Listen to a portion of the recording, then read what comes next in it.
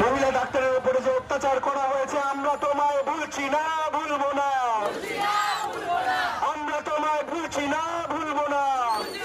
বাড়িতে মা বোন আছে, যে ঘটনা আরজি করা হয়েছে, কিছুদিন আগে খাপাই ডাঙাতে হয়েছে, আমরা তবু রাস্তায় নেমেছিলাম। তার আগে উত্তরপ্রদেশের ঘটনা। যতদিন পর্যন্ত না আমাদের কেন্দ্রীয় আইনসভা অর্থাৎ আমাদের পার্লামেন্টের নিম্নকক্ষ, যেখানে কিছুদিন আগে ভোট হলো, অর্থাৎ আমাদের কোচবিহার থেকে আমাদের একজন এমপি গেছে সেখানে যতক্ষণ পর্যন্ত না কোনো জোরালো আইন পাশ হচ্ছে ততদিন পর্যন্ত কিন্তু কাউকে বলে কিছু হবে না। না পুলিশকে বলে কিছু হবে, না আমরা এসডিও সাহেবের কাছে যাবো সেখানে কিছু হবে, না ডিএম সাহেব কিছু করতে পারবে। আইন যারা প্রণয়ন করে তারা যতদিন না কিছু করবে ততদিন কিচ্ছু হবে না। Happy to help NGO Mathabhanga শহর থেকে, এই ছোট্ট শহর থেকে আওয়াজ তুলেছে এবং এই আওয়াজ এগিয়ে যাবে। আমাদের অন্যান্য প্রকল্পের মতন এই প্রকল্প নিয়েও আমরা খুব তাড়াতাড়ি এগোচ্ছি এবং ধারাবাহিকভাবে আন্দোলন হবে যতদিন পর্যন্ত না কোনো জোরালো আইন হচ্ছে। কোনো ধর্ষক, কোনো জানোয়ার, কোনো মেয়ের গায়ে হাত দেওয়ার আগে যেন 10 বার চিন্তা করে। সবাইকে আজকে এটাই বলবো, এই প্রতিবাদের আগুনটা নিয়ে এগিয়ে যান। কোথাও যদি এরকম ঘটনা দেখেন অবশ্যই প্রতিবাদ করবেন। আপনারা যদি রাজনৈতিক রং দেখে ভয় পান তাহলে কিন্তু কিছু করার নেই, কারণ এখন রাজনীতিটা এমন জায়গায় চলে গেছে, কেউ বিজেপি করে, কেউ তৃণমূল করে, কেউ সিপিএম করে, কেউ কংগ্রেস করে। ভারতবাসী এবং ভারতের লোক হয়ে কেউ কিন্তু নিজের মা বোনের রেসপেক্ট নিয়ে কিচ্ছু ভাবছে না, খালি রাজনীতি, খালি রাজনীতি। সবাইকে একটাই কথা বলবো, এই বিষয়টা নিয়ে একটু আওয়াজ তুলুন প্রত্যেকে। সমস্ত ছাত্রছাত্রীদের আরেকবার বলবো একসঙ্গে, দর্শকদের চামড়া, দর্শকদের চামড়া আমরা তোমায় ভুলছি না, ডাক্তার বাবু তোমায় আমরা ভুলছি না।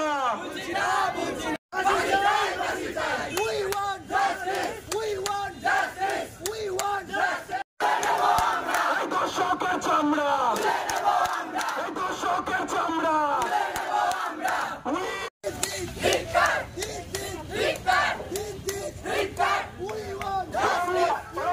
ডাক্তার তোমায় ভুলছি না, ডাক্তার তোমায় ভুলছি না। এই প্রতিবাদের আগুন চলতে থাকবে, চলতে থাকবে।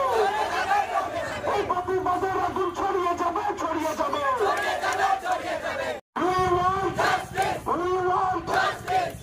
আচ্ছা, সকলের উদ্দেশ্যে অনেকক্ষণ থেকে ভাইরা দাঁড়িয়ে আছে, আমাদের প্রতিবাদের ভাষাটা বোঝানোই আমাদের কাজ।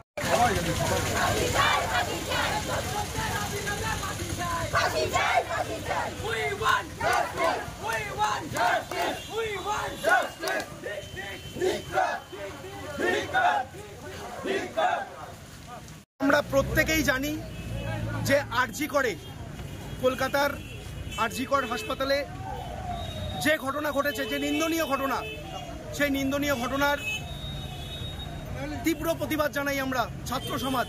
আমার আজকে প্রচুর ছাত্রছাত্রীরা এসছে এবং হ্যাপি টু হেল্প এনজিওর পক্ষ থেকেও আমরা আজকে এই আন্দোলনটা করলাম, যেখানে আমরা মানুষকে শুধু বোঝাতে চাইলাম যে প্রতিবাদটুকু করুন, রাস্তায় বেরোন এবং গলা দিয়ে আওয়াজটা বের করে চেঁচান, যেন সমাজ বিরোধীরা এটা মনে করে যে না, কেউ তো আছে যারা দেখছে।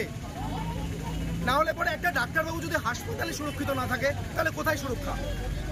এই বিষয়টা নিয়ে আজকে আমরা রাস্তাতে নেমেছি এবং ধারাবাহিকভাবে আমরা এটা নিয়ে আন্দোলন করব, যেন কোনো জোরালো আইন আসে, যেখানে কোনো মেয়েকে ধর্ষণ তো দূরের কথা, যেন গায়ে হাত দিলে পরেও আইনি বিশাল কোনো ব্যবস্থা নেওয়া যায়।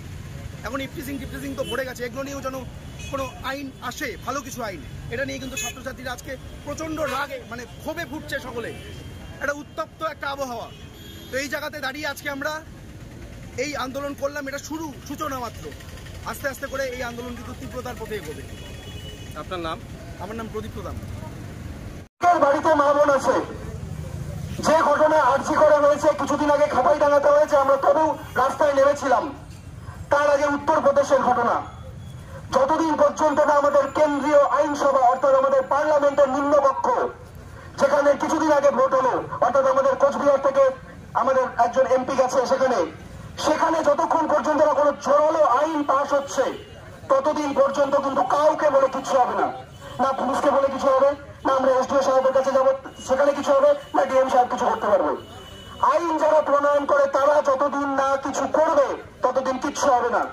হ্যাপিটুয়ালগঞ্জ মাথাভাঙা শহর থেকে, এই ছোট্ট শহর থেকে আওয়াজ তুলেছে এবং এই আওয়াজ এগিয়ে যাবে। আমাদের অন্যান্য প্রকল্পের মতন এই প্রকল্প নিয়েও আমরা খুব তাড়াতাড়ি এগোচ্ছি এবং ধারাবাহিকভাবে আন্দোলন হবে যতদিন পর্যন্ত না কোনো জোরালো আইন হচ্ছে। কোনো ধর্ষক, কোনো জানোয়ার, কোনো মেয়ের গায়ে হাত দেওয়ার আগে যেন 10 বার চিন্তা করে। সবাইকে আজকে এটাই বলবো, এই প্রতিবাদের আগুনটা নিয়ে এগিয়ে যান। কোথাও যদি এরকম ঘটনা দেখেন অবশ্যই প্রতিবাদ করবেন। আপনারা যদি রাজনৈতিক রং দেখে ভয় পান তাহলে কিন্তু কিছু করার নেই, কারণ এখন রাজনীতিটা এমন জায়গায় চলে গেছে, কেউ বিজেপি করে, কেউ তৃণমূল করে, কেউ সিপিএম করে, কেউ কংগ্রেস করে।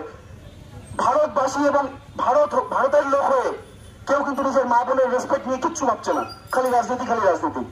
সবাইকে একটাই কথা বলবো, এই বিষয়টা নিয়ে একটু আওয়াজ তুলুন প্রত্যেকে। সমস্ত ছাত্রছাত্রীদের আরেকবার বলবো একসঙ্গে, দর্শকদের চামড়া, দর্শকদের চামড়া।